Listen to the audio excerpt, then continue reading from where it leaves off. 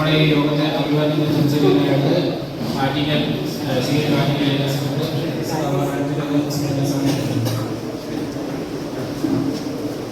ബഹുമാനപ്പെട്ട ഈ യോഗത്തിൻ്റെ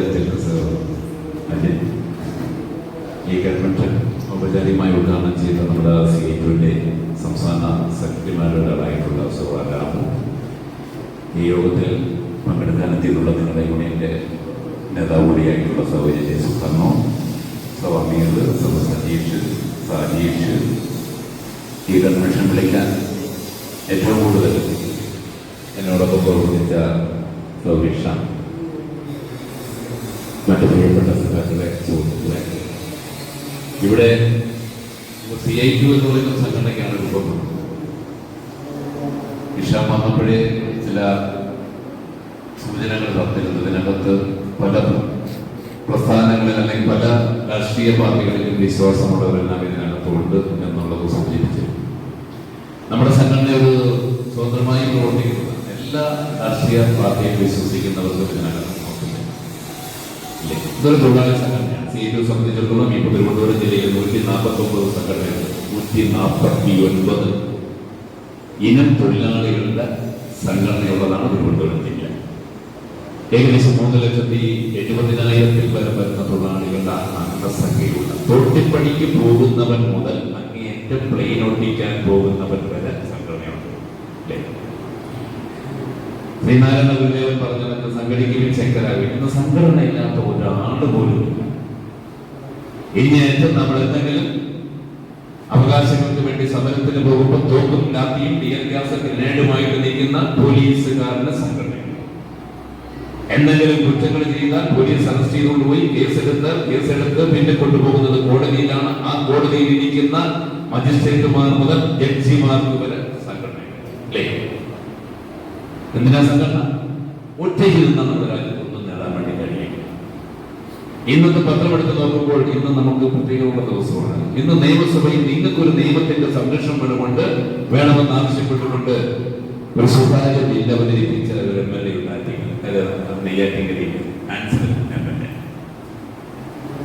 വേറൊരു നിയമം കൂടി പാസ്സാക്കണമെന്ന് ആവശ്യപ്പെട്ടു. ഗാർഹിക തൊഴിലാളികൾ, വീട്ടു ജോലിക്ക് പോകുന്ന സഹോദരിമാർ, ഇപ്പോൾ ആണുങ്ങളുണ്ട്, സ്ത്രീകളുണ്ട്, പുരുഷന്മാരുണ്ട്, അവർക്ക് നിയമത്തിന്റെ സംരക്ഷണം വേണം.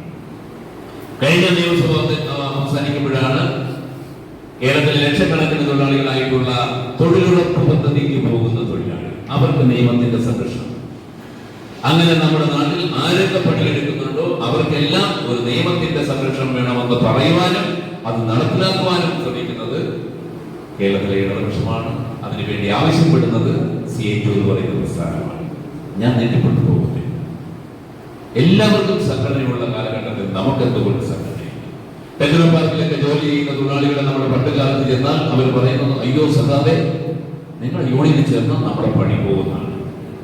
ഇപ്പൊ നേരെ തിരിച്ച, ഇപ്പൊ നമ്മുടെ CITUവിന്റെ ഓഫീസിൽ വന്ന് പറയുന്നു, സഖാവേ ഞങ്ങൾക്കും യൂണിയൻ വേണം, അല്ലേ, ഞങ്ങൾക്കും യൂണിയൻ വേണം, ഒറ്റയ്ക്ക് നിന്നാൽ ഒന്നും നേടാൻ കഴിയില്ല, അതുകൊണ്ട് ഒരു സംഘടന വേണം. ആറ്റിങ്ങൽ ഏരിയയിൽ ഇപ്പോൾ 49ാമത്തെ സംഘടനയാണ്. ആറ്റിങ്ങൽ ഏരിയ 49, തിരുവനന്തപുരം ജില്ലയിൽ 149 ആണെങ്കിൽ ആറ്റിങ്ങൽ ഏരിയയിൽ 49ാമത്തെ സംഘടനക്കാണ് ഇന്ന് നമ്മൾ രൂപം കൊടുക്കുന്നത്. നിങ്ങളോടൊപ്പം ഞങ്ങളുണ്ടാവും. നിങ്ങൾക്ക് ഒരു ആപത്ത് വന്നാൽ ഞങ്ങളുണ്ടാവും. CITU എന്ന് പറയുന്നത് ഏറ്റവും കൂടുതൽ അറിയപ്പെടുന്നത് രാമണ്ണ നേതൃത്വം കൊടുക്കുന്ന സംഘടനയാണ്. അല്ലെ, റോഡിൽ നീല വെളുപ്പോട്ട് നിൽക്കുന്നവരാണ് CITUക്കാരെന്ന് അറിയപ്പെടുന്നത്. എന്നാൽ ബാക്കി എല്ലാവരും CITUക്കാരല്ലേ? വാട്ടർ അതോറിറ്റി ജോലി ചെയ്യുന്നവർ CITUക്കാരാണ്, KSRTC ജോലി ചെയ്യുന്നവർ CITUക്കാരാണ്, LCD ജോലി ചെയ്യുന്നത് CITUക്കാരാണ്. ഇത് നീണ്ടു പോകുന്നു. 149 ഇനം തൊഴിലാളികൾ തിരുവനന്തപുരം ജില്ലയിൽ CITUക്കാരാണ്. അതിലൊരു ഭാഗം മാത്രമാണ് നിങ്ങൾക്കൊരു ആപത്ത് വന്നാൽ. ഞാൻ ഒരു ഉദാഹരണം മാത്രം പറയാം.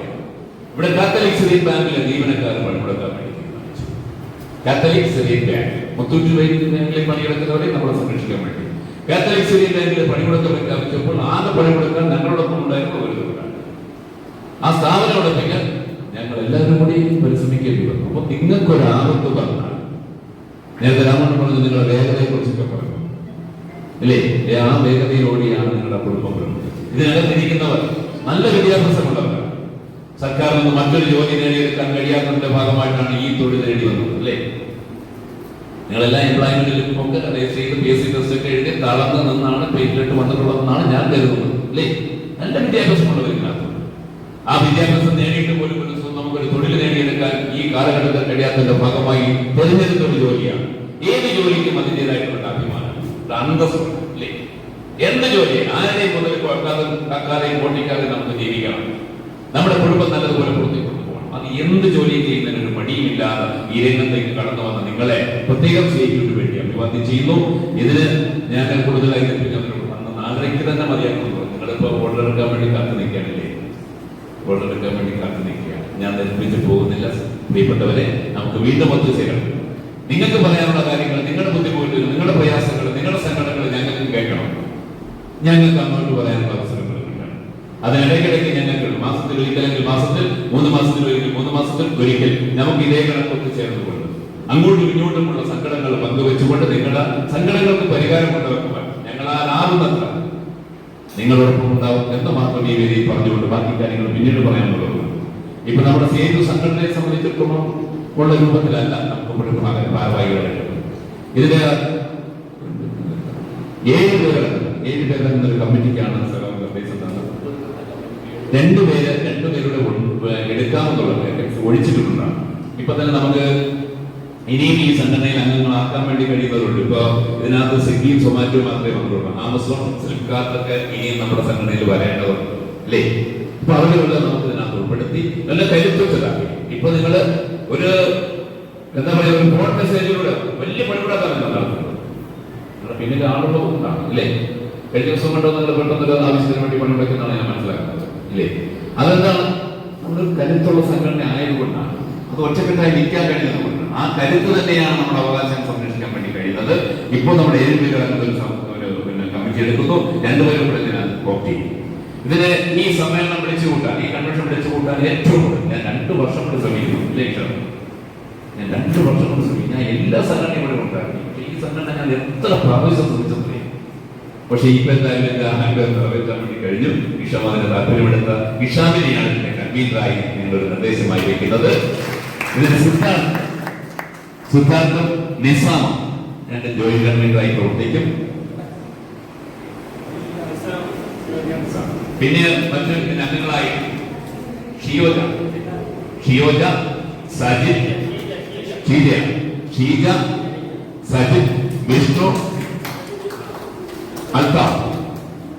ഇത്രയും പേരുകളാണ് കമ്മിറ്റി. 2 പേരും കൂടെ നമ്മൾ കോർത്തി ഈ കമ്മിറ്റി കൊണ്ട് ഇവിടെ ഇപ്പോൾ ഞാൻ മനസ്സിലാക്കുന്നത് 10-200ഓളം പേര് ഈ മേഖലയിൽ പണിയെടുക്കും.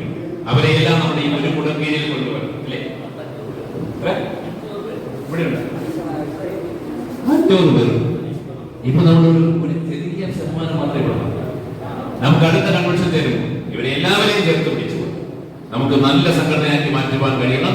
ഞാൻ നേരത്തെ പറഞ്ഞ കണക്ക് ഇവിടെ നമ്മൾ രാമോട്ടൻ എന്ന് പറയുന്നത് സ്റ്റേറ്റ്മെന്റ് അമരക്കാർ അങ്ങേറ്റം കേരളത്തിന്റെ തലപ്പത്തിരിക്കുന്ന ഒരാളാണ്. എന്താവശ്യമുണ്ടെന്ന് ഇവിടെ ഇരിക്കുന്ന നേതാക്കന്മാരെല്ലാം നിങ്ങളുടെ ആവശ്യത്തിന് ഉണ്ടാവും എന്ന് മാത്രം ഉറപ്പ് നൽകിക്കൊണ്ട് ഈ കമ്മിറ്റിയുടെ നിർദ്ദേശം ഞാൻ നിങ്ങളുടെ മുമ്പിൽ സമർപ്പിക്കുകയാണ്.